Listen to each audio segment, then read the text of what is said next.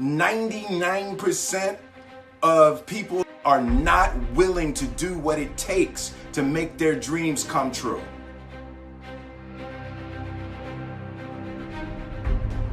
The Marines have a saying, everybody wants to go to heaven, but nobody wants to die.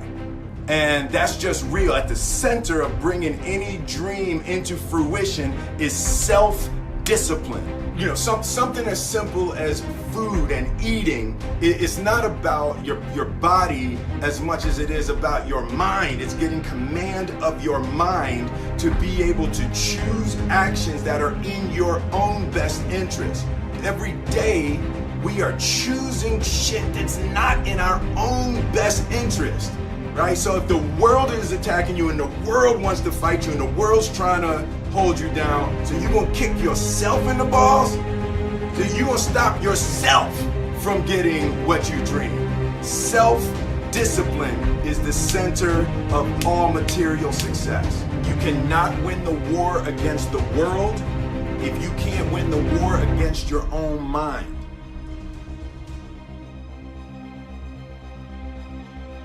I believe that self-discipline is the definition of self-love.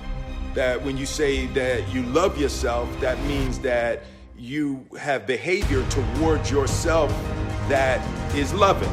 It's like you say to yourself, hey man, look, I know you want to eat that pizza and it'll be really good, you know, but I can't let you eat that, man, because if you eat that pizza, you're going to feel like shit. I love you too much to let you eat that.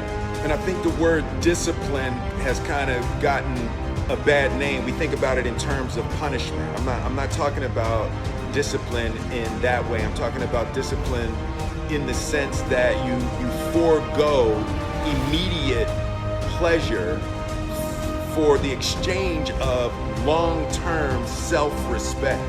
Self-love is when you say to yourself, I know you and that girl got a real connection. I know y'all vibe, but that's your girl's cousin. So I love you too much to let you do that. Self-love is, hey, look, I know you got a test on Monday, you know, and I know you really want to go out with your friends. It's Saturday night, you want to go out, but if you fail that test, you're not going to feel good about yourself. You know, I love you too much to let you go out tonight.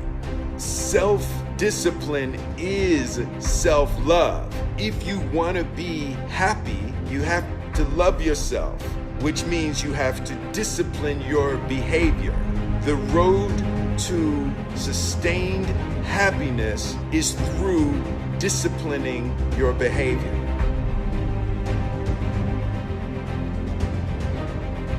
The concept of improving lives runs through the center of everything I do. And then I realized that the way to improve lives is to continually improve yourself.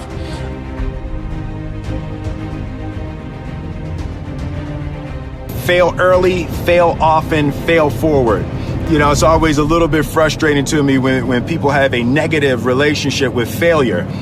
Failure is a massive part of being able to be successful. You have to get comfortable with failure. You have to actually seek failure. Failure is where all of the lessons are. You know, when you go to the gym and you work out, you're actually seeking failure. You want to take your muscles to the point where you get to failure, because that's where the adaptation is. That's where growth is. Successful people fail a lot. They fail a whole lot more than they succeed, but they extract the lessons from the failure and they use that, the energy, and they use the wisdom to come around to the next phase of success. You gotta take a shot. You have to live at the edge of your capabilities.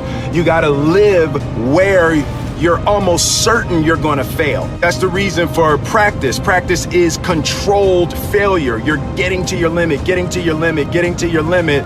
You can't lift that, you can't do that, until you get to the point that all of a sudden your body makes the adjustment and then you can do it. Failure actually helps you to recognize the areas where you need to evolve. So fail early, fail often, fail forward.